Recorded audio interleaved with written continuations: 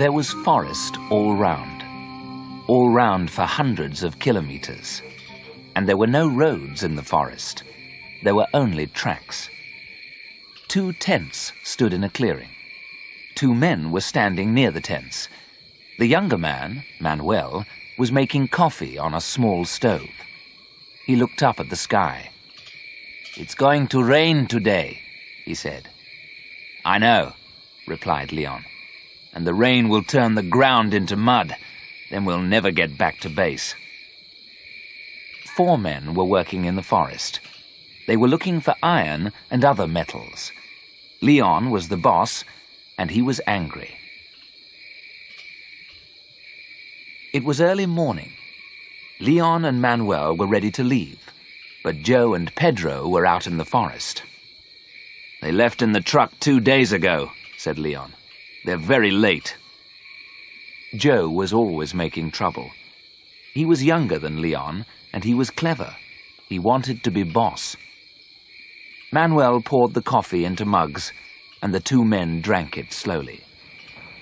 Suddenly, they heard the sound of a truck. "They're back," said Manuel. The truck came up the rough track. It stopped near the tents. Joe jumped out. He was a big man with red hair. He was smiling. His smile made Leon more angry. "You're late," said Leon. "Where have you been?" "Hunting," replied Joe, and he held up his rifle. "Hunting?" Leon shouted angrily. "That's not your job. We haven't time for hunting." "We were away for 2 days," replied Joe. "We're not very late." "I'm the boss here," Leon shouted. Joe looked at Leon angrily. He was not smiling now. "We're late, very late," said Leon. "The rain will start soon, and then there will be mud everywhere. We must leave now." Manuel took down the tents, and Joe and Pedro put the boxes into the truck. "Hurry!" shouted Leon. "It's 10 o'clock. Let's go." Soon, everything was in the truck. Joe sat in the driver's seat. Leon sat beside him. Manuel and Pedro climbed into the back of the truck. Joe started the engine, and the journey began. They drove easily for the first 20 kilometers. Then they came to a stream. "There was no water here last week," Pedro shouted to Manuel. "Look at the water now!" The stream was full of water.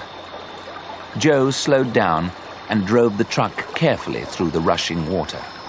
They crossed the stream, and Joe drove faster. The rain was now falling heavily. The track was very muddy, and the truck began to slide. "Watch out!" shouted Leon. But it was too late. The truck stopped. The wheels were still turning, but the truck was not moving. The wheels were turning round and round in the mud. Leon got out, and Pedro and Manuel jumped down.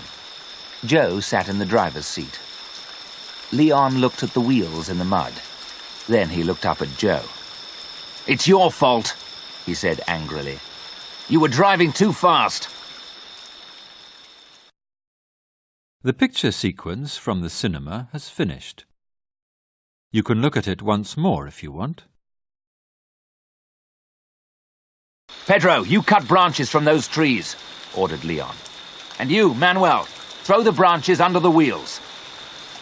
Pedro got a large knife out of the truck, and Manuel helped him. Leon turned to Joe. "You, come and help us." Joe did not move. "I'm driving the truck," he said. "That's my job." "I'm boss here," shouted Leon. "Come and help us." Joe did not say anything. He did not get out of the truck. Leon looked at him angrily. Then Leon walked away. Manuel and Pedro threw branches under the wheels. "Okay, that's enough," said Leon. "Let's go." Joe started the engine again. Pedro and Manuel pushed the back of the truck. The wheels turned and the engine roared. But the truck did not move. "Push harder!" shouted Leon. Suddenly, the truck moved forward. It was out of the mud.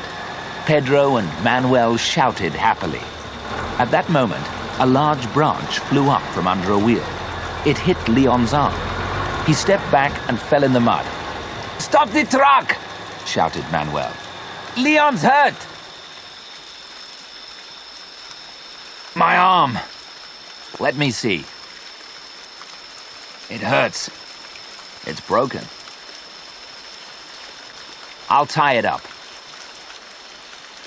"That's better, thanks. You're lucky it's your left arm." "Yes, I can use my right." The picture sequence from the cinema has finished. You can look at it once more if you want. At midday, it was still raining heavily. The track was covered with mud. Joe drove slowly, and the truck did not stop again. They climbed up a steep hill. On the other side, the track went down to a river. It was the biggest river in the forest. This was the last river between the men and their base. An old wooden bridge crossed over the river. They drove down towards the bridge. "Look!" Leon shouted to Joe. "Something's wrong! It's the bridge! It's broken!" Joe did not stop the truck. He drove down slowly to the bank of the river. He drove to the edge of the broken bridge. Then he stopped. They all got out of the truck. They stood in silence. Nobody spoke. They looked at the broken bridge and at the rushing water. Pedro spoke first. "There is no way across the river now. How can we get back to base?" "We must get help," said Leon. "Pedro, you climb back up the hill. Take the radio with you and call base. Perhaps they'll hear you and send help." Manuel lifted the radio out of the truck and fixed it to Pedro's back. Joe stopped them. "It won't work," he said. "Why not?" asked Leon. "It isn't a strong radio," replied Joe. "We're too far away from the base. No one will hear us from this side of the river. We must cross the river by ourselves." "We can't," said Leon. "We must get help." "We can't get help from here," said Joe. "We must cross the river first. Then we can get help." "But how do we get across?" asked Leon. "It's too dangerous. Look at the water." The rain was still falling heavily, and the water was rising. "I have a plan," said Joe. Leon looked at Joe and smiled. "You're clever, Joe," Leon said. "You always have plans, but they never work." "Let's listen to Joe's plan," said Manuel. "We can use the boat," said Joe. Leon laughed. "Don't be stupid. The boat's too small for 4 people. And look at the rushing water. It will carry the boat away." "But we've got a rope," said Joe. "We can tie the rope to the boat. With luck, the water will carry the boat to the other side." "We can try it," said Pedro. "It won't work," said Leon. "It will work," said Joe. "Look, I'll show you." We tie a rope to this end of the bridge. Then we tie the rope to the boat and carry it up the river. 2 of us get into the boat and push it into the river. We paddle hard to get to the other side. We tie the rope to the other end of the bridge. One of us pulls the rope and brings the boat back. The picture sequence from the cinema has finished. You can look at it once more if you want. "It won't work," Leon said, "but we can try it." "I'll go first," Joe said. "It's my plan." "No, let me go," said Pedro. "I am stronger." "You can both go," said Leon. "Pedro, you stay on the other side. Joe, you bring the boat back, and then you can take Manuel. Then you can come back again for me. Good, Joe said. Pedro, you bring the radio. You can use it on the other side of the river. Pedro got the rubber boat out of the truck and pumped it up. Leon helped him with his right arm. There was a long rope in the back of the truck. Joe tied it to the broken bridge. Manuel tied the other end of the rope to the rubber boat. It's a long rope, Leon said. It'll be all right. Hurry, said Joe. The water is rising quickly. Joe and Pedro carried the boat. Manuel and Leon walked behind them. Manuel held the boat. Joe and Pedro climbed in. The rushing water took the boat into the middle of the river. The boat crossed to the other side. It came near the bridge. Joe held on. Pedro climbed out of the boat. Pedro tied the rope to a piece of the bridge. Pedro stayed on the far side of the river. Joe pulled hard on the rope, and the boat slowly came back to Leon and Manuel. You get in now, Manuel, said Leon. I'm going last. No, you're not, Manuel replied. Your arm is broken. You can't get into the boat alone. You need help. I'll help you. Manuel is right, said Joe. You need help, Leon. Manuel helped Leon into the boat. He sat down in the boat, and Joe pulled hard on the rope. The picture sequence from the cinema has finished. You can look at it once more if you want. Trouble came suddenly. Joe and Leon were in the middle of the river. Leon saw the tree first. The rushing water was pulling it down the river. Look out! Leon shouted. Joe looked round. At that moment, the branches of the tree hit the boat. Joe held onto the rope. His feet slipped, and the boat moved away from him. Hold on to the rope! Leon shouted. But Joe did not listen. He let go of the rope and swam towards the rubber boat.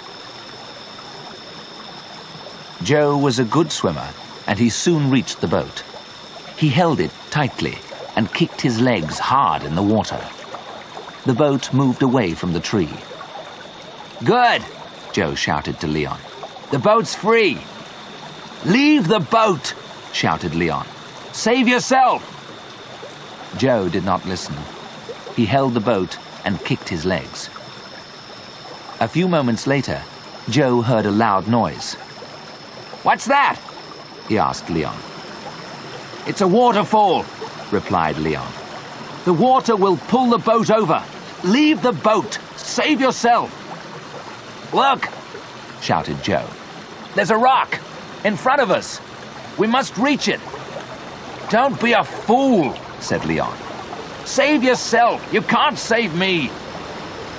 The water rushed round the boat. It was pulling them towards the waterfall. Joe kicked his legs harder.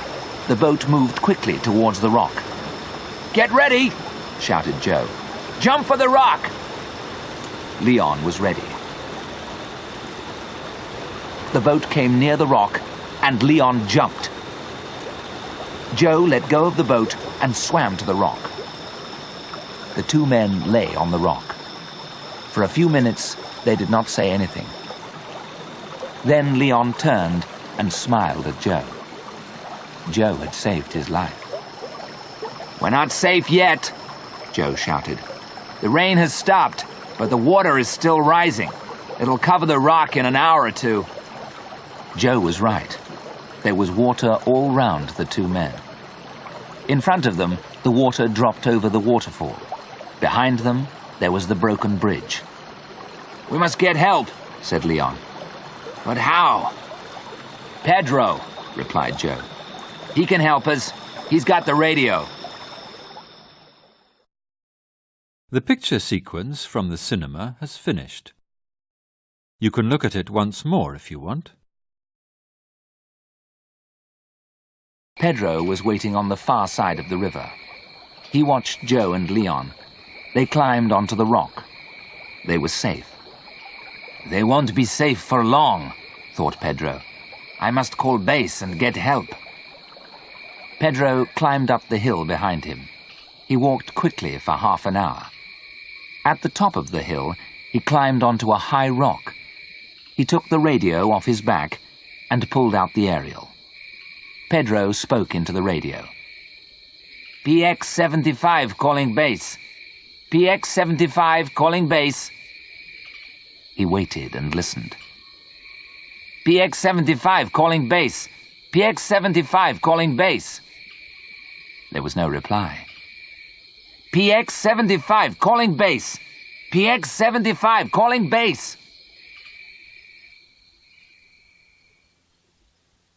Philip was sitting at the control desk. He was listening to the radio. PX-75 was Leon's number. Philip turned the dials of the radio. The voice became clearer. "Hello, PX-75, said Philip. "This is base. What's your message? Over." "Hello, base. PX-75 here. Pedro speaking. Can you hear me?" "Loud and clear, Pedro. What's your message? Over."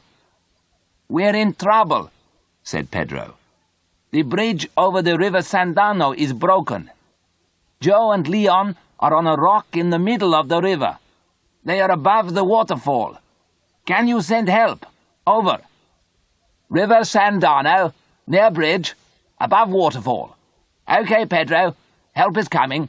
Over." Pedro climbed down the hill to the broken bridge. Manuel was waiting on the other side of the river. Pedro shouted and Manuel waved. Both men looked down the river. The water was rising fast, and the rock looked very small now. On the rock, Joe was holding Leon in his arms. Leon's arm was covered in blood. His eyes were closed, and he did not move. Then Joe heard the noise. A helicopter. It was high above the broken bridge. "A helicopter!" Joe shouted. "Leon, look!" But Leon's eyes were closed, and he said nothing. The helicopter was soon over the rock. A rope was lowered, and Joe held it. Then he tied it round Leon.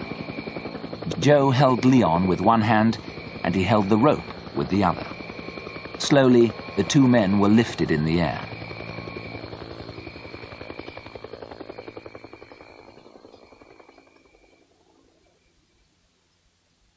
Leon woke up slowly.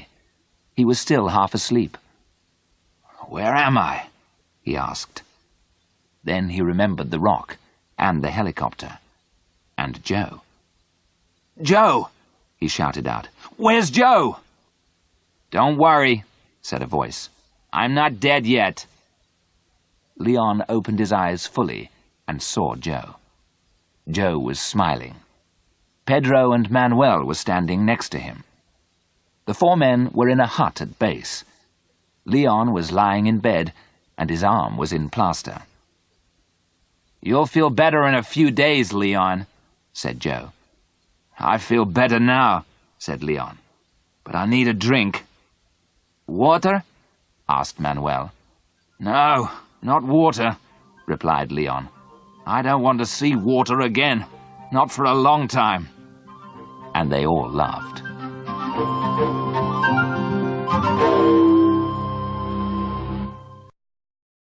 The picture sequence from the cinema has finished. You can look at it once more if you want.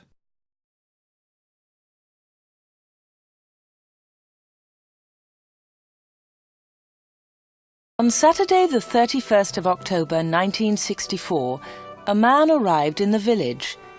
It was late in the evening. He was looking for somewhere to stay the night. He knocked at a door, and a woman opened it. "Good evening, madam," the man said. "I'm sorry it's so late, but can you help me, please? Is there a hotel in this village? I want to stay here tonight." The woman laughed. "A hotel? Here in Wood End? "No, sir, I'm afraid there isn't." "What a pity," said the man. "I'm a stranger here, and I want to see your village tomorrow." The stranger was very polite. He was tall and had dark hair, and he had strange green eyes. "Perhaps Mrs. Harrison can help you," the woman said. "She has a room. Perhaps you can stay with her. Wait a minute, I'll get my coat and I'll take you there." The woman took the stranger to Mrs. Harrison's house. Mrs. Harrison gave him a room for the night. He was very glad. It was the last night of October, and it was cold. The next day was Sunday. The man looked round the village. He was very interested in the history of the village. He met some of the villagers and asked them their names. But he did not visit the church. That was unusual. The church in Wood End was the most beautiful building in the village. But the stranger was not interested in it. He did not go to church that night with all the villagers. It was the first Sunday evening of November. When the villagers came out of the church, the man had gone. They had all liked him. The ladies had thought he was very good-looking. A few weeks later he came back. It was the first Sunday in December. The villagers were coming out of church. It was cold and dark. "Hello," he said. "I'm back again. It's nice to see you all once more." His next words surprised everyone. "Perhaps you can help me," he said. "I'm looking for a house. I want to buy a house here." "Here?" someone said. "But why here? There's no work in Wood End for a young man. All the young people leave the village. They find work in Lydney, the nearest town." "I'll get a job somewhere," the stranger said. "Perhaps in Lydney." Then one of the villagers told him about old Mr. Smith's house. Mr. Smith had died in the summer. His house was empty. It was for sale. The house was on the corner of Main Street and Church Lane. "I'll ask about the house tomorrow," said the young man. "Perhaps I'll be lucky. Goodbye. I'll see you soon." The villagers watched him leave. They all saw his car. It was very big and luxurious. He looked rich. A few days later, Mr. Smith's house was sold, and in the middle of December the young stranger arrived. He moved into the house and worked very hard. He fixed the roof, he repaired broken windows, he painted and decorated, he changed the whole house. But there was a big surprise for the villagers. On the morning of Monday the 21st of December, they saw a big sign on the front of the house, and on the sign were these words: "The Corner Shop, Proprietor Dave Slatin." The picture sequence from the cinema has finished. You can look at it once more if you want.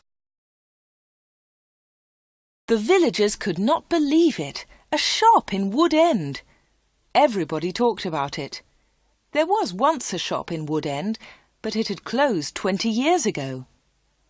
Some people wanted the shop, but others did not. The villagers met in the evening in the village hall. Everybody was there. Everybody was interested in the new shop.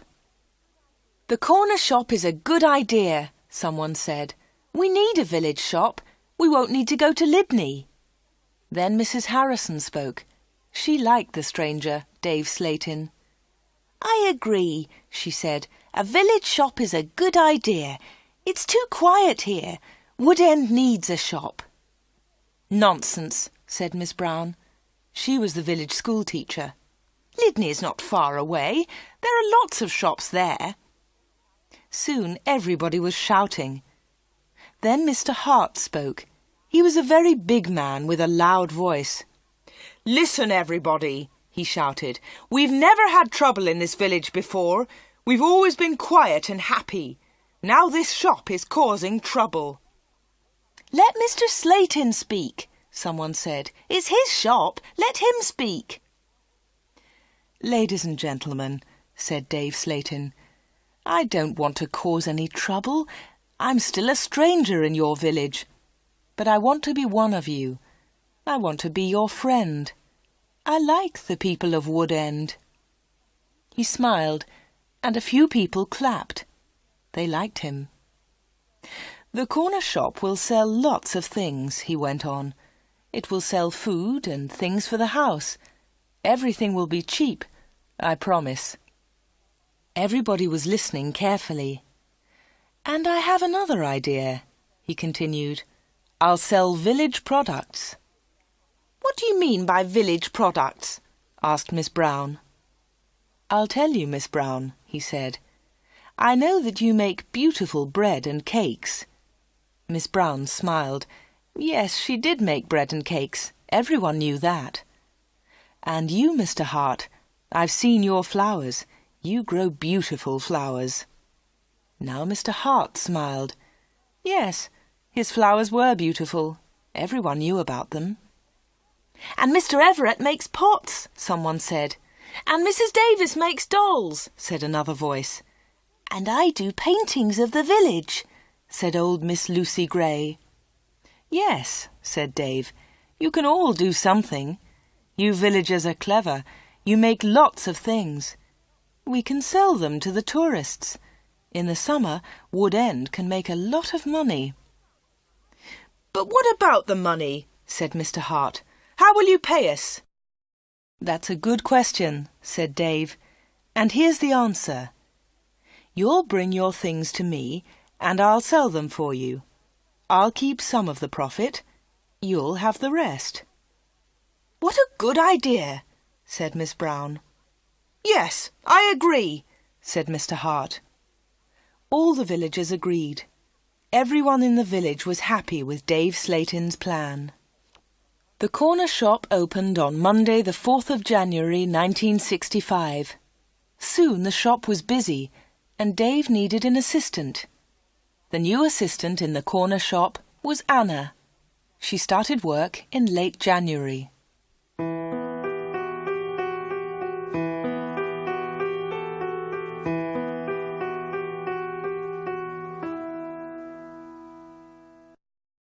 The picture sequence from the cinema has finished. You can look at it once more if you want. Dave Slayton kept his promises. Things at the shop were good and cheap. "How does he do it?" asked Mrs. Harrison. "It's winter, but he's selling lots of fruit and vegetables, and they're cheap. I never go to Lydney now." The other villagers agreed. The corner shop was a success, and Dave seemed happy. He paid Anna good wages. Sometimes her friend Peter helped at the shop, and Dave gave him money too. Dave advertised in newspapers, and the village products sold well. People from Lydney came to the corner shop. There were lots of visitors, and Wood End became more interesting. The villagers were surprised, but pleased. They were making a lot of money. Dave lived alone in a flat above the shop. He was very popular in the village, but no one ever went to his flat. No one ever saw inside it. At the bottom of the stairs there were 2 doors. One led into the stockroom. The other door had a notice on it. "Special orders only. Keep out." The door was always locked. Anna never went into the special orders room. "Why do you lock that room, Dave?" Anna asked one day. "What's in there?" "It's for special orders," he replied. "Big orders." "But you won't get any big orders in Wood End," said Anna. Dave said nothing. He did not want to talk about that room.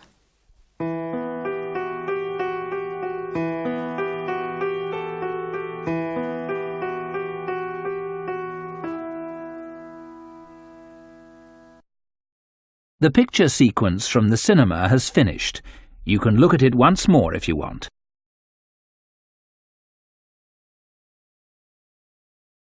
For 3 months, everything was normal.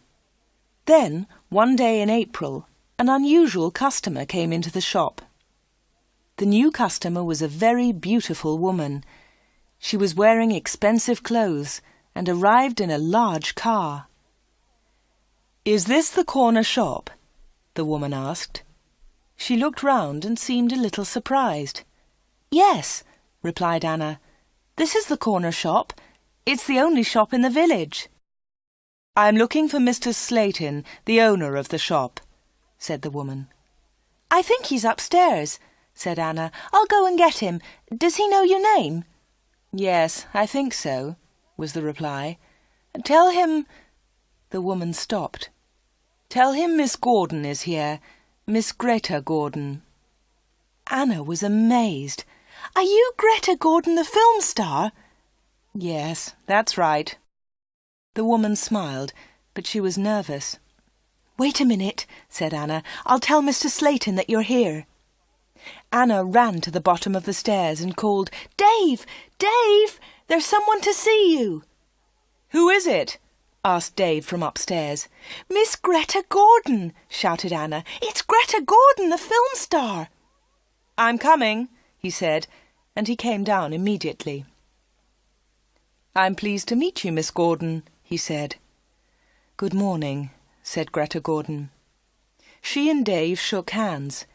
She had beautiful hands, and she was wearing beautiful diamond rings. Anna had never seen so many diamonds before.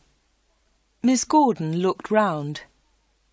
"Is this where you work, Mr. Slayton?" she asked. Once again she seemed nervous. "Yes," said Dave. "It's a small place, but it's big enough for me. Please follow me, Miss Gordon." Anna was surprised. Dave and Greta Gordon did not know each other. He did not call her Greta, and she did not call him Dave. He seemed to be in a hurry, and she seemed to be frightened. Anna watched them. Dave and Greta Gordon went to the back of the shop and into the special orders room. Greta Gordon was a special order customer. Anna thought that was very strange. She wanted to tell someone about Greta Gordon. Anna loved films. She wanted to tell Peter about the film star, but she had to stay in the shop. 10 minutes later, Greta Gordon came out of the special orders room. Dave went straight upstairs, and Greta Gordon came to the front of the shop. The film star looked terrible. She was pale. She was crying. Her eyes were red with tears. "What's wrong?" asked Anna. "Can I help you, Miss Gordon?" "No, thanks. I'm all right," said Greta Gordon. "Do you want to sit down?" said Anna. She got a chair, and the film star sat down. "Shall I get the doctor?" said Anna. "No, no," said Greta. "Please tell no one about my visit here. Please tell no one." Anna was disappointed. She wanted to tell everyone about Greta Gordon. She wanted to tell everyone about her famous customer. "I want to give you something," said Greta Gordon. "Here's a photograph of me. I'll sign it." She signed the photograph and gave it to Anna. "Please keep this," said Greta, "and please keep our secret. Please don't tell anyone." "All right," said Anna. "I promise." The film star kissed Anna. She held Anna's hands. What a beautiful woman, thought Anna, and what beautiful hands. Then Anna noticed something. The diamond rings were gone.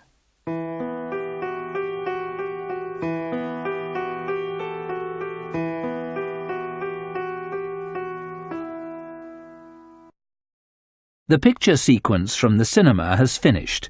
You can look at it once more if you want.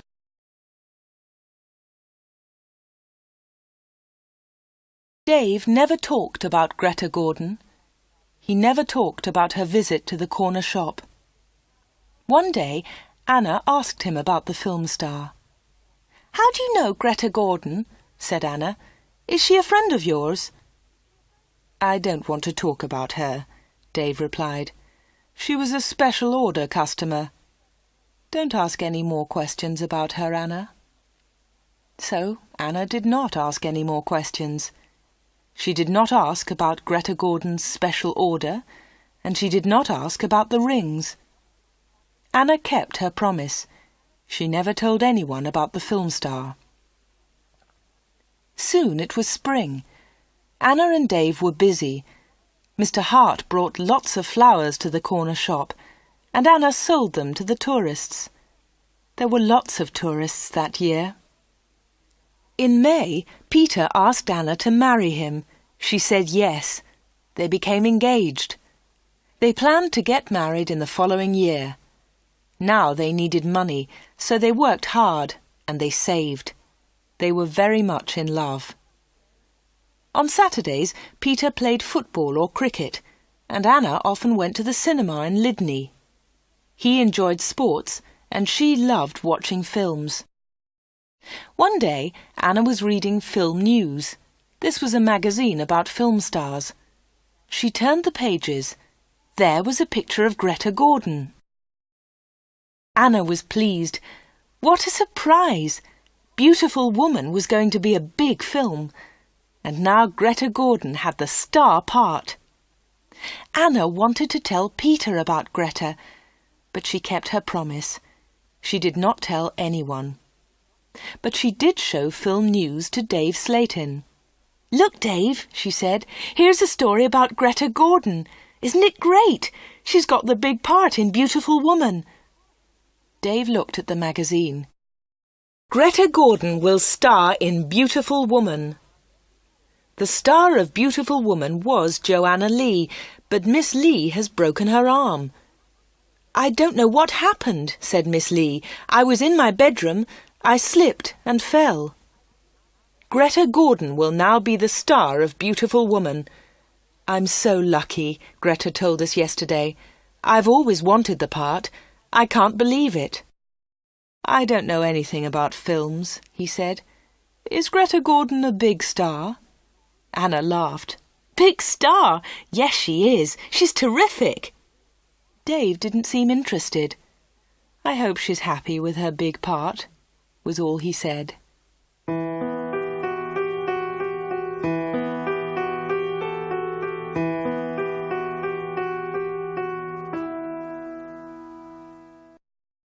The picture sequence from the cinema has finished. You can look at it once more if you want. Summer tourists were arriving in Wood End. The weather was beautiful and the shop was doing well. But Anna was not very happy. She often thought about Greta Gordon's visit. Why had she come to see Dave? What had happened to the diamond rings on her fingers? There was another problem. Anna loved Peter and she was going to marry him. But she liked Dave too. Dave was older, but she liked him.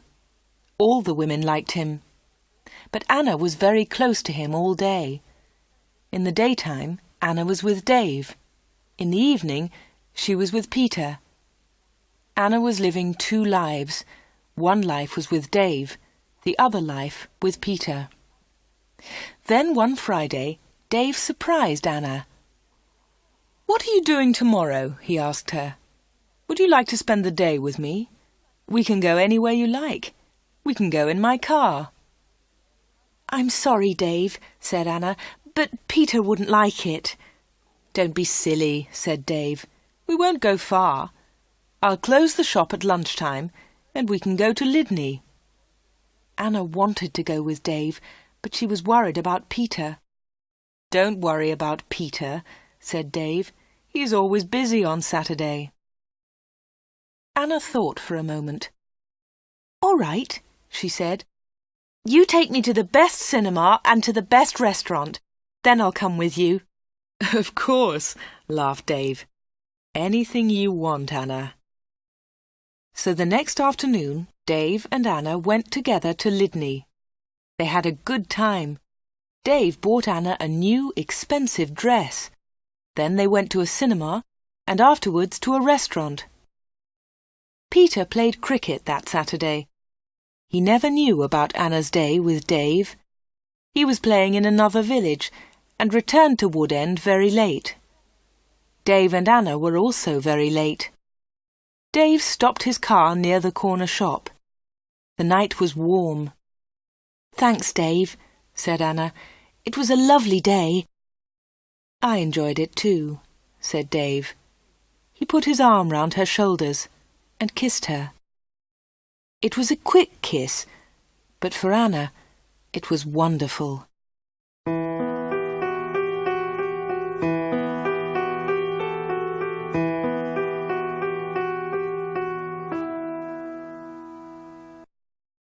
The picture sequence from the cinema has finished.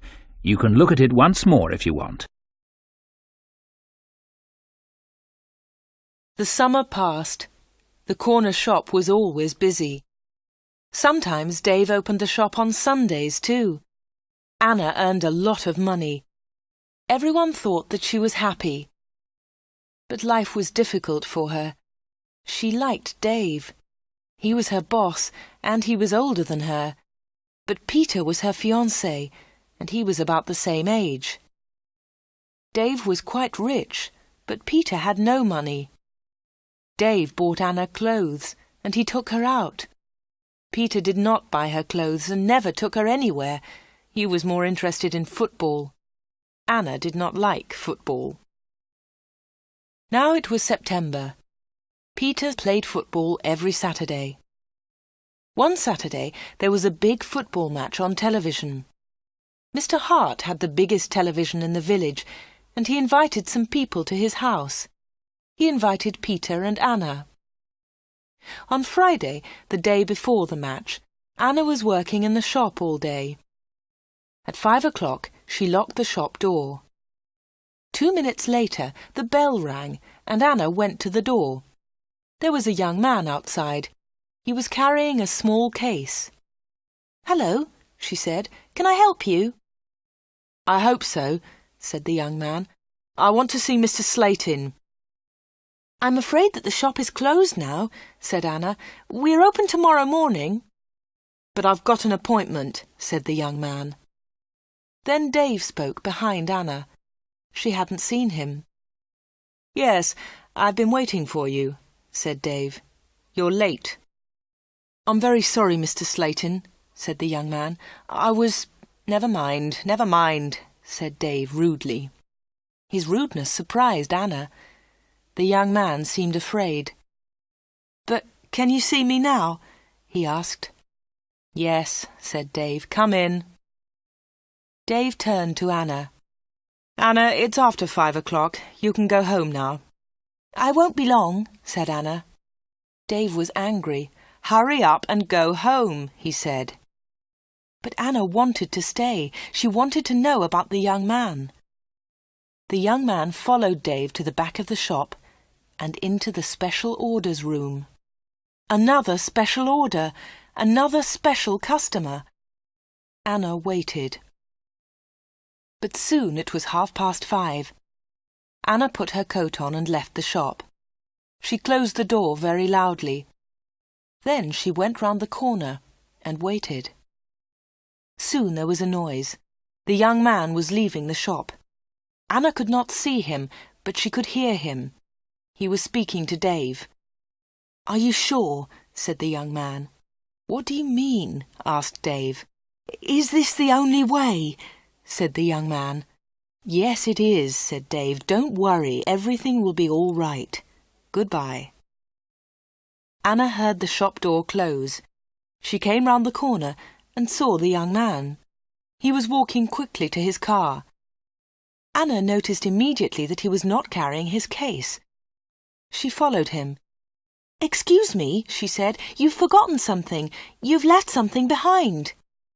The young man turned round. Anna stopped. Suddenly she was frightened. The young man's face was white. It was white with fear. "Please go away," said the young man. "Leave me alone. I want to go home. Leave me alone."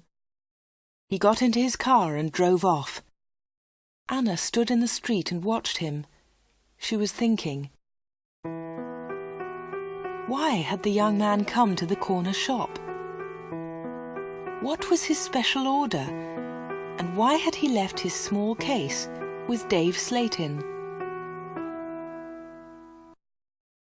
The picture sequence from the cinema has finished. You can look at it once more if you want.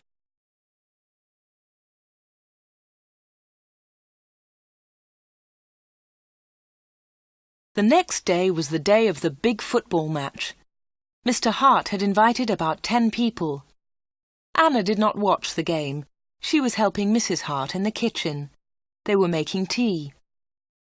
It was a good game, and everyone was enjoying it. At half-time, Peter went into the kitchen. "Why don't you come and watch the match, Anna?" he said. "It's really good. Come on." Anna laughed. "No, thanks," she said. "I'm helping Mrs. Hart. Look, here's the tea. Can you take it in to the others?" "OK," said Peter. "It's a terrific match. Mike Bailey scored a great goal." Peter took the tea into the sitting room, and the second half of the match started. The second half was very exciting. Mike Bailey scored another goal after 20 minutes. The score was 2-0. Then the other side scored 2 quick goals. It was 2-2. There were only 5 minutes of the match left. "Come on!" shouted Peter. "Come on, Mike, let's have another goal!" In the last seconds of the match, Mike Bailey scored the winner. It was his 3rd goal of the match. But something was wrong. The other team's goalkeeper was injured. Bailey had been very near the goalkeeper, and he had kicked the ball very hard. The ball had hit the goalkeeper's neck. Mrs. Hart and Anna came in from the kitchen. "What's happened?" said Anna. "What's wrong?" "It's Brian Thomas, the goalkeeper," said Peter. "He's injured." It was serious. The goalkeeper had broken his neck. Later they all watched the news on TV. They saw pictures of Mike Bailey's 3rd goal. It was a great goal. They saw the ball hit the goalkeeper. It was an accident. The TV announcer said, "And now over to our sports studio for an interview with Mike Bailey." They all watched the interview. The TV showed a picture of Mike Bailey and the interviewer. "Mike," said the interviewer, 3 goals in 1 match. How do you feel about that?" But Mike Bailey said nothing. He could not speak. He tried to speak, but he could not. It was terrible. The interviewer tried another question. "Let me ask you about the 3rd goal, Mike. It was a great goal, but how do you feel about the injury to Brian Thomas?" It was a silly question. The injured goalkeeper would never play football again. Mike Bailey said nothing. He looked very ill. When the interview ended, Mr. Hart turned off the TV. No one noticed that Anna had left the room. Mike Bailey had looked frightened. Anna was frightened too. Mike Bailey and Anna had met before, the day before, at the corner shop.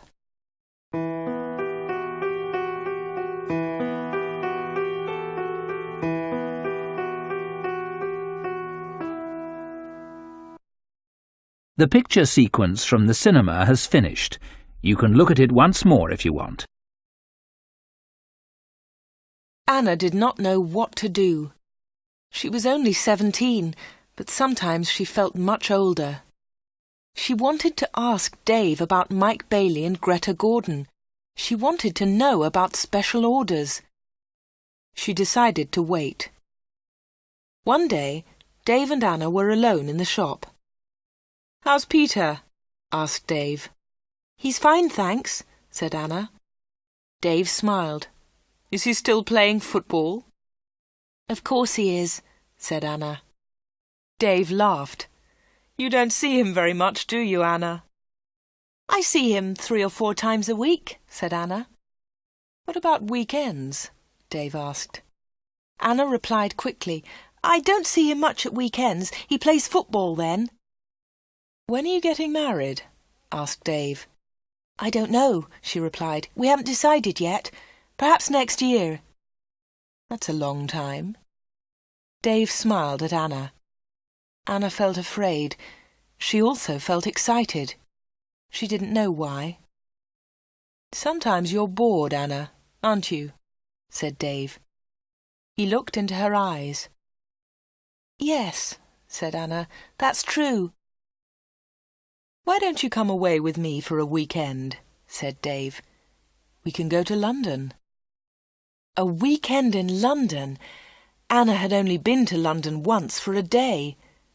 Anna was excited, but she was also afraid. "I don't know," she said. "I must think of Peter."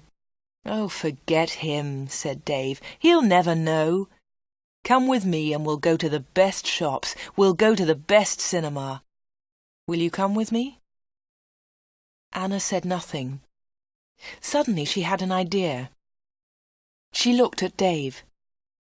"Perhaps I'll come with you," she said. "Good," said Dave. "That's great." "But first," said Anna, "I want to ask you something." "What do you want to know?" he said quietly. "I want to know about your special orders." "Very clever," said Dave. "You're a village girl, but you're very clever, Anna." "Village girls aren't stupid," said Anna. "Now tell me about your special orders, then I'll come to London with you." Dave was angry. "One question. You can ask me one question," he said. Quickly, Anna asked, "Why do people come to you? Why—" "One question! Only one!" shouted Dave. "All right," said Anna, "but don't shout. Tell me, why do people come to see you?" Dave thought about his answer. He spoke quietly. "They come for help," he said. "They need help, and I sell help to them. That's all." Anna didn't understand. "What sort of help?" she asked. "One question," shouted Dave. "I've answered your question." Anna said no more. She and Dave had made an agreement. Anna had asked her question. Dave had answered it. Dave had invited Anna to London for the weekend, and Anna went with him.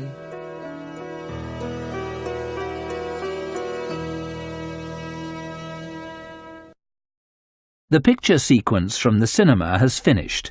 You can look at it once more if you want.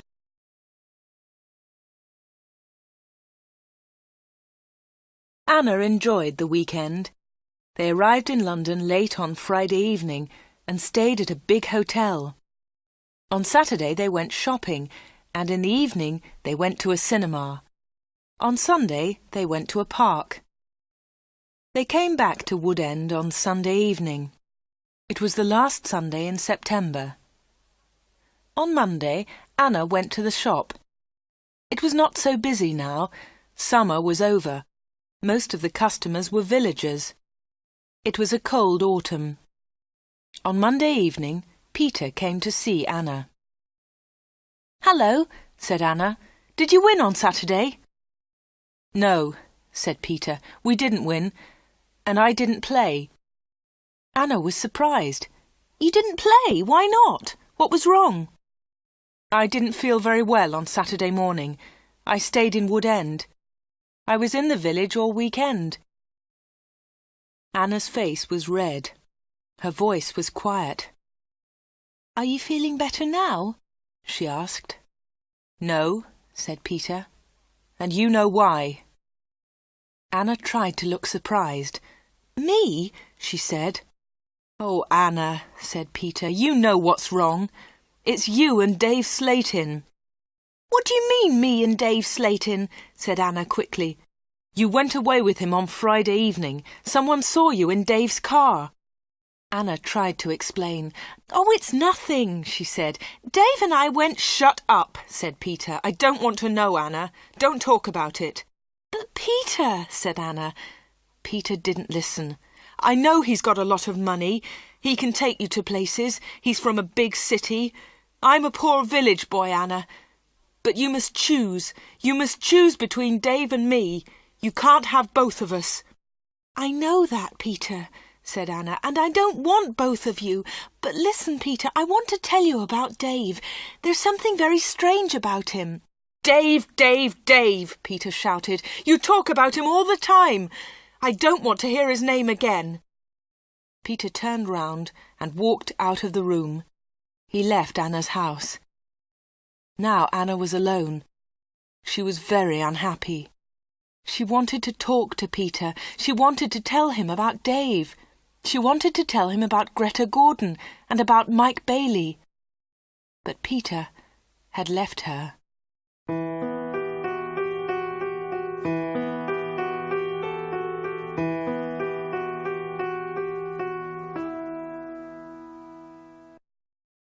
The picture sequence from the cinema has finished. You can look at it once more if you want. It was October. It was cold and wet. Anna was not very busy at the shop. She was very unhappy. She was a different girl. She seemed older. She didn't go out much. She looked ill. Most of the villagers knew that Anna had quarrelled with Peter. They also knew that she had been to London with Dave. But no one was able to help Anna. She did not talk to anyone. Before, she had been a happy, smiling girl. Now she was sad and lonely. She went to the shop every day. She was waiting for another special customer. Anna did not wait long. It was the middle of the month. Anna was alone in the shop. It was almost lunchtime. A middle-aged gentleman came in. He was a big man with a very large moustache. He was well dressed, and he was carrying a large briefcase. "Good morning, miss," he said politely. "Good morning, sir," said Anna. "Can I help you?" Anna was very polite too. She was interested in this man. "I'm looking for Mr. David Slayton," said the man. Anna smiled. "Are you a salesman?" she asked. She knew that he was not a salesman. He didn't look like a salesman, but she wanted to talk to the man. The man smiled. "Yes, I am a salesman," he said. That was not true. Anna knew that the man was lying. Then she said, "Perhaps I can help you, sir. I usually speak to the salesman." She looked at the man's case. It had the letters ARICS printed on it. "Thank you," said the man very politely, "but I have a private appointment. I've come from London, and I must see Mr. Slayton." "I'm sorry," said Anna. "He's very busy at the moment, but I'll tell him you're here. What's your name, please?" The man smiled. "Roberts," he said. "Arthur Roberts." Anna went to the back of the shop. Dave was coming down the stairs. "There's a man in the shop," said Anna. "He wants to speak to you." "Thanks," said Dave, and he went to the front of the shop. "Good morning, Mr. Reisman," said Dave. "I'm pleased to meet you." Anna listened. Reisman! The man's name was Reisman, not Roberts. What a liar! The man did not look at Anna. "I'm pleased to meet you, Mr. Slayton," the man said. "Please come with me," said Dave. Mr. Reisman followed Dave. They went into the special orders room. A minute later, Dave came out. He came to the front of the shop. "It's lunchtime, Anna," he said. "You can go home now." "Thanks, Dave," said Anna. "I'm going in a few moments." Dave went back to the special orders room. Anna did not leave the shop. She waited. Anna wrote down the letters ARICS. She understood AR, Arthur Reisman, but she did not understand ICS. At 1:30, Anna heard noises. Mr. Reisman was leaving. Dave was talking. "Thank you, Mr. Reisman," said Dave. "And thank you," said Mr. Reisman. "You have helped me a lot." "Good," said Dave. "Goodbye, Mr. Reisman. My assistant isn't in the shop, but you can open the door. Goodbye." Dave went upstairs, and Mr. Reisman came into the front of the shop. Anna was sitting quietly in a corner. "Oh," said Mr. Reisman, "I thought you'd gone home." "No," she said. "I decided to have lunch in the shop today."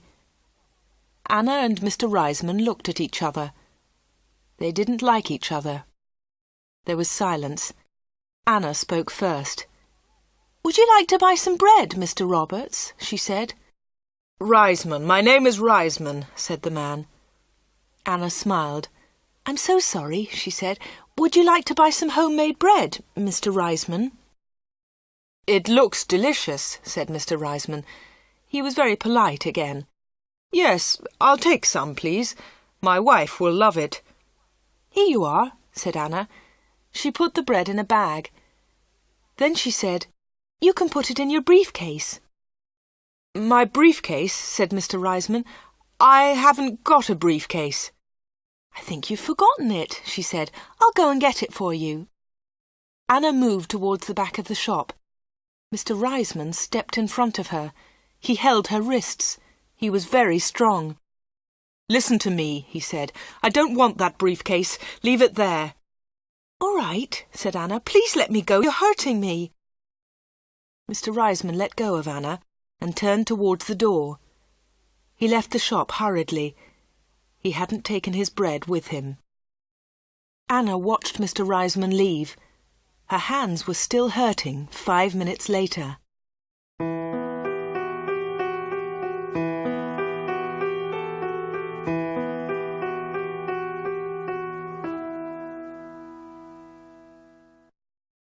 The picture sequence from the cinema has finished. You can look at it once more if you want.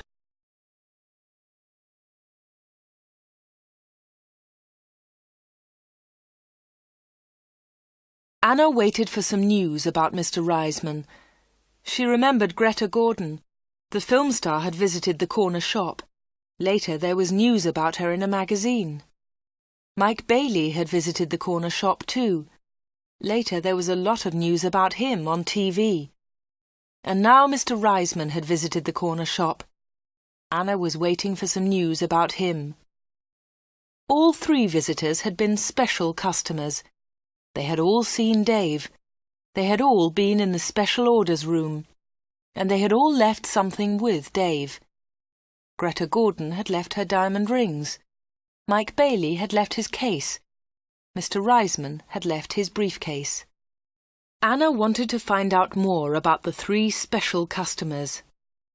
She thought about Mr. Reisman. His case had the letters ARICS on it.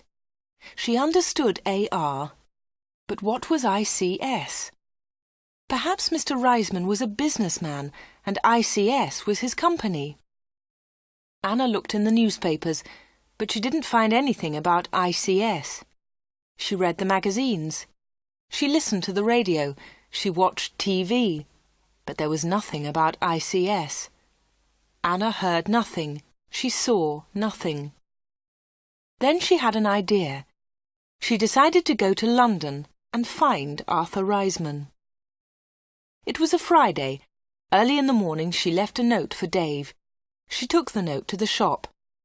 "Dear Dave," it said, "sorry I can't come in today. I'm going to Lydney. I'm buying some things for my wedding. Anna." The note did not tell the truth, but Anna didn't care. Anna took a bus to Lydney and then caught a train to London. She got to Paddington Station at midday. She got off the train and looked for a telephone box. The telephones were near to the entrance to the station, but the boxes were all full. She stood and waited. Then Anna saw the letters ICS. There they were. They were on a huge advertisement. Anna had found the answer to her problem. International Computer Services. ICS. Perhaps that was Mr. Reisman's company. Soon one of the phone boxes was empty. Anna rang the number, 222-8959. "ICS, can I help you?" said a woman's voice. "Yes, please," said Anna.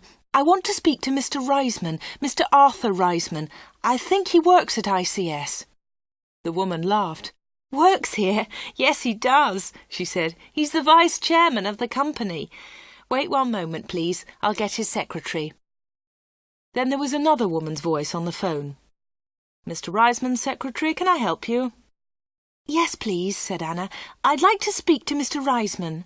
"Who's calling, please?" said the secretary. "Mr. Reisman doesn't know my name," Anna replied.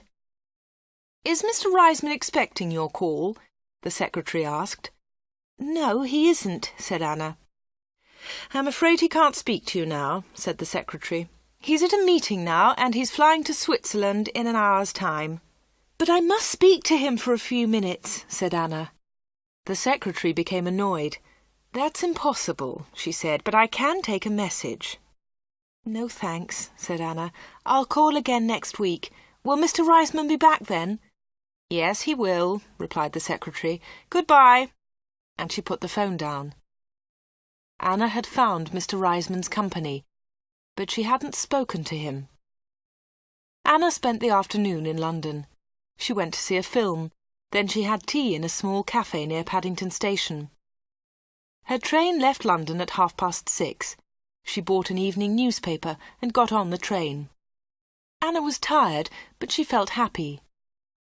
After a few minutes, she looked at her newspaper. Anna was waiting for some news. There it was, on the front page.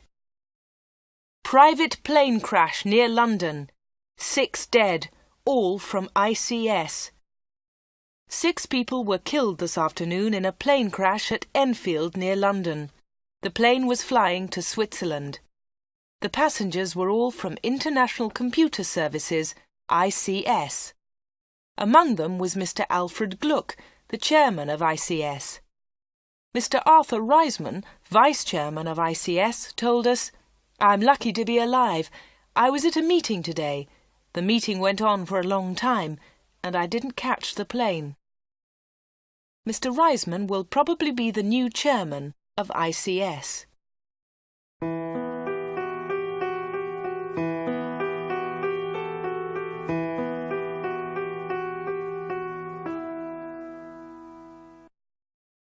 The picture sequence from the cinema has finished. You can look at it once more if you want. Anna got home about 10 o'clock. She turned on the radio and listened to the news. The chairman of ICS was dead, and Mr. Reisman was the new chairman. Anna didn't sleep that night. She was thinking about Dave Slatin and the special orders. What were they? What was Dave Slatin doing in that room? On Saturday morning she went to the shop. Dave said nothing to her. He was angry because Anna had not worked on Friday. He didn't ask about her day off, and Anna didn't tell him about it. At 11 o'clock, Dave left the shop. He got in his car and drove off. Anna was alone. This was her chance. She went to the back of the shop and turned the handle of the locked door. But the special orders room was not locked. Dave had forgotten to lock it. Anna opened the door and went into the room. It was a small room, dark and hot. Anna turned on the light, but it was not a very strong light. She looked round the room. There was a small table, 2 old chairs, and a lot of boxes. That was all. Special orders? There were no order books, no papers, no pencils. Anna walked round the table. It was difficult because there were a lot of boxes on the floor. Anna opened one of the boxes and looked inside. She found some old magazines and newspapers. Underneath, there were some dirty old clothes. But underneath the clothes, she discovered some money. Lots of money. British money, French money, American, German. There was money from all over the world. Anna was amazed. She had never seen so much money before. She looked round again and found Mike Bailey's case. It was empty. Then she found Arthur Reisman's briefcase. That was empty too. Then Anna looked into a bigger box. Inside it were some dolls with broken arms and legs. One of the dolls was very beautiful, but it had a broken arm. Anna put it on the table. Then Anna found a book about football. Inside there were some pictures of footballers, but the pictures were all torn. Anna put the book on the table. Anna looked into the box again and found some little cars. Most of them were broken. She found a small model aeroplane. It was broken too. Anna put all these things on the table. What a strange collection! There was the money, the broken doll, the toy cars, the model aeroplane, and there was the football book with the torn pictures. Anna looked at the things on the table. What were they for? Why did Dave Slayton keep them in this locked room? Suddenly Anna jumped. There was a noise behind her. Someone was standing at the door.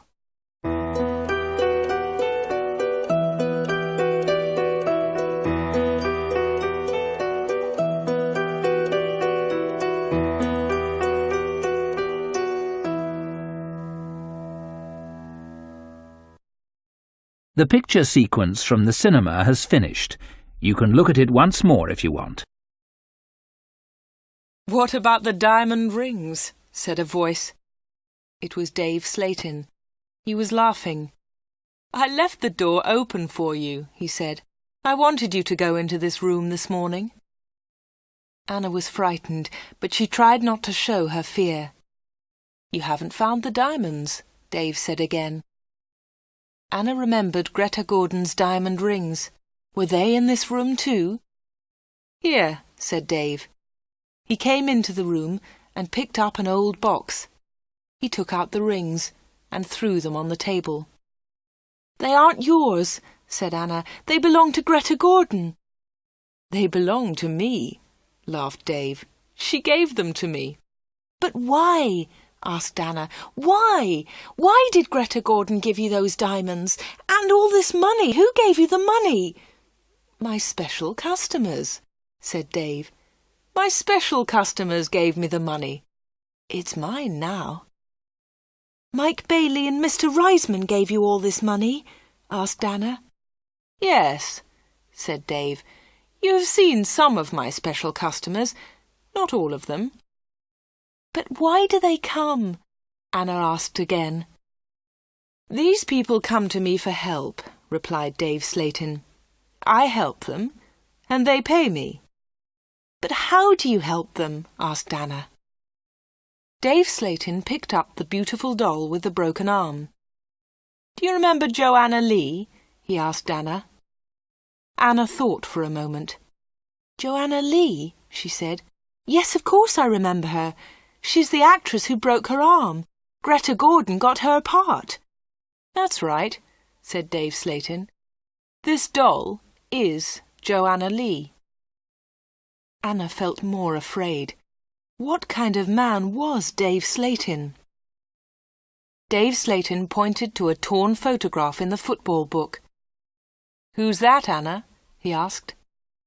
Anna remembered the face. She had seen it on TV. "Brian Thomas," she replied. "He's a goalkeeper." "He was a goalkeeper," said Dave Slayton. Anna was terribly frightened now. Dave Slayton was an evil man. Dave Slayton moved close to Anna. He picked up the broken aeroplane. "And what do you think this is?" he asked Anna. Anna knew the answer, but she was too afraid to speak. Dave Slayton took Anna's arm and held it tightly. Anna tried to move away. Dave Slayton laughed and held Anna more tightly. "Listen, Anna," he said quietly. "I want you. I need you. Marry me, Anna. Don't marry Peter. Marry me." "No, no," she cried. "Let me go! Let me go!" "But Anna, you still don't understand," said Dave Slayton. "I have strange powers. I can give you everything you want." He looked into Anna's eyes. "And my children will have these powers too," he continued. "I will give you money and diamonds. And you, Anna, you will give me children." Anna was terrified now. She kicked Dave Slayton very hard, and he let go of her hand. Anna moved quickly. She ran out of the special orders room, through the front of the shop, and out onto the street. She ran all the way home.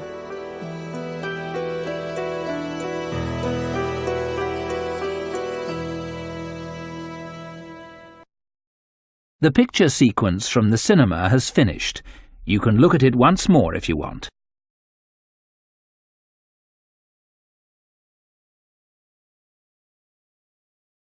When Anna got home, she felt terrible and went to bed. In the evening, Peter came to see her, but Anna was ill in bed. "I'll come and see Anna tomorrow," Peter told Anna's mother. Again, Anna did not sleep all night.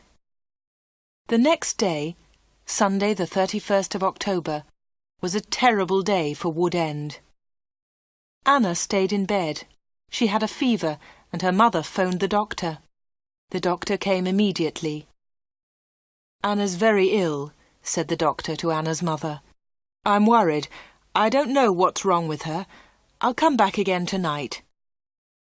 That afternoon, Peter came to Anna's house. He tried to speak to Anna, but she was too ill. He sat quietly beside her bed. At about 7 o'clock, Peter heard shouting in the street. He went to the window and looked outside. People were running and shouting, "Fire! Fire! Fire! There's a fire at the corner shop!"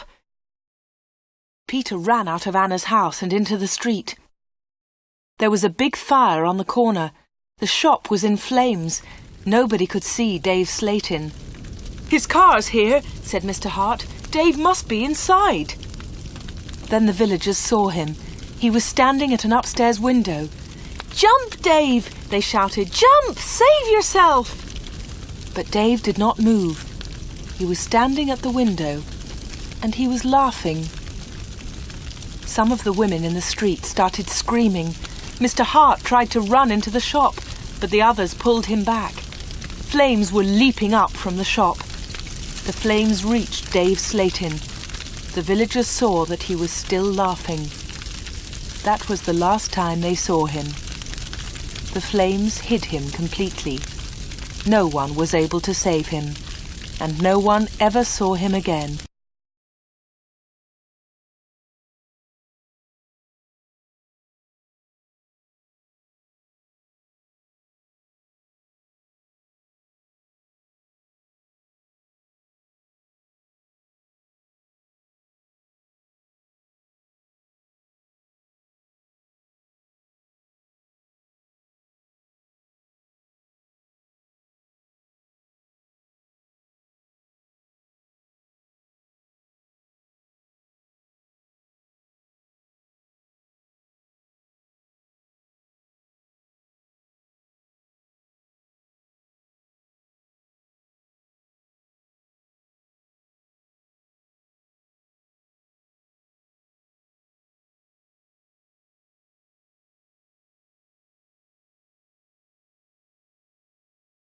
The picture sequence from the cinema has finished.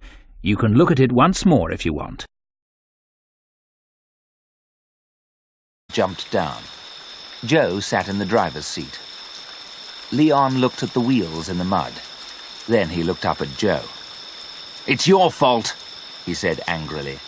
"You were driving too fast." The picture sequence from the cinema has finished. You can look at it once more if you want. "Pedro, you cut branches from those trees," ordered Leon. "And you, Manuel, throw the branches under the wheels." Pedro got a large knife out of the truck, and Manuel helped him. Leon turned to Joe. "You, come and help us." Joe did not move. "I'm driving the truck," he said. "That's my job." "I'm boss here," shouted Leon. "Come and help us." Joe did not say anything. He did not get out of the truck. Leon looked at him angrily. Then Leon walked away. Manuel and Pedro threw branches under the wheels. "Okay, that's enough," said Leon. "Let's go." Joe started the engine again. Pedro and Manuel pushed the back of the truck. The wheels turned and the engine roared. But the truck did not move. "Push harder!" shouted Leon.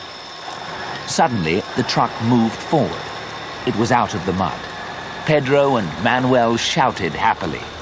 At that moment, A large branch flew up from under a wheel. It hit Leon's arm. He stepped back and fell in the mud. "Stop the truck!" shouted Manuel. "Leon's hurt!" "My arm!" Leon shouted angrily. "That's not your job. We haven't time for hunting." "We were away for 2 days," replied Joe. "We're not very late." "I'm the boss here," Leon shouted. Joe looked at Leon angrily. He was not smiling now. "We're late, very late," said Leon. "The rain will start soon, and then there will be mud everywhere. We must leave now." Manuel took down the tents, and Joe and Pedro put the boxes into the truck. "Hurry!" shouted Leon. "It's 10 o'clock. Let's go." Soon, everything was in the truck. Joe sat in the driver's seat. Leon sat beside him. Manuel and Pedro climbed into the back of the truck. Joe started the engine, and the journey began. They drove easily for the first 20 kilometers. Then they came to a stream. "There was no water here last week," Pedro shouted to Manuel. "Look at the water now!" The stream was full of water. Joe slowed down and drove the truck carefully through the rushing water. They crossed the stream, and Joe drove faster. The rain was now falling heavily. The track was very muddy, and the truck began to slide. "Watch out!" shouted Leon. But it was too late. The truck stopped. The wheels were still turning, but the truck was not moving. The wheels were turning round and round in the mud. Leon got out, and Pedro and Manuel, "Let me see." "It hurts. It's broken." "I'll tie it up." "That's better, thanks. You're lucky it's your left arm." "Yes, I can use my right." The picture sequence from the cinema has finished. You can look at it once more if you want.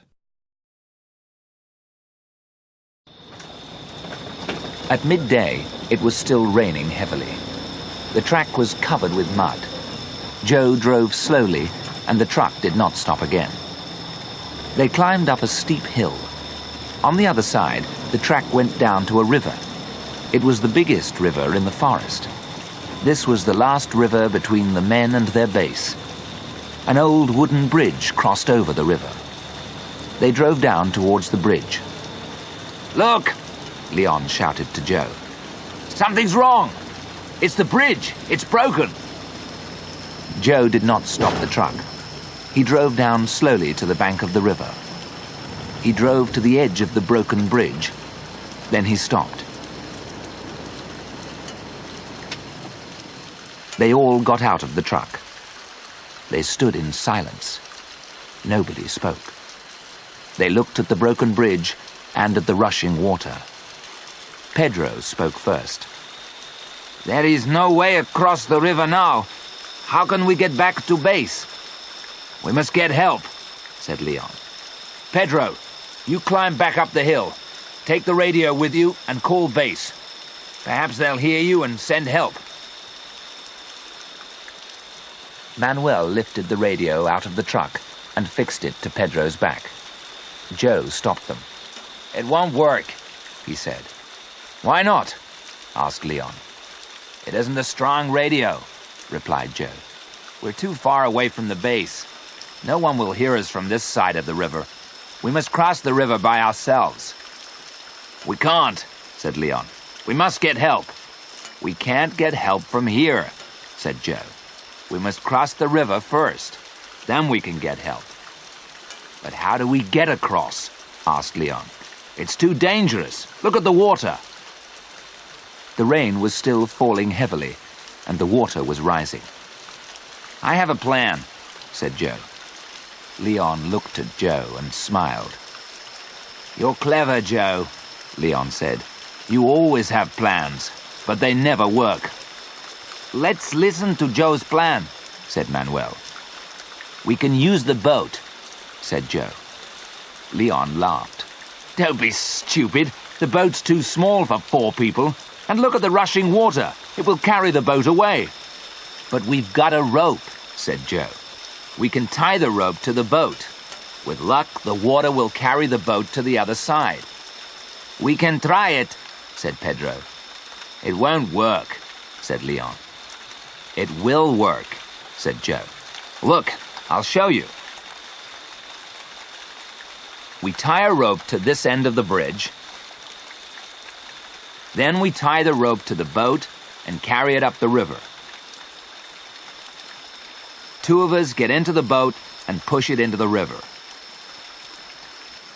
We paddle hard to get to the other side.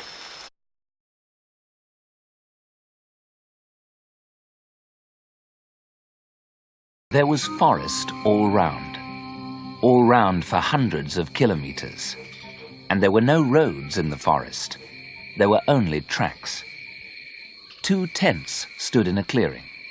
2 men were standing near the tents. The younger man, Manuel, was making coffee on a small stove. He looked up at the sky. It's going to rain today, he said. I know, replied Leon. And the rain will turn the ground into mud. Then we'll never get back to base. 4 men were working in the forest. They were looking for iron and other metals. Leon was the boss, and he was angry. It was early morning. Leon and Manuel were ready to leave, but Joe and Pedro were out in the forest. They left in the truck 2 days ago, said Leon.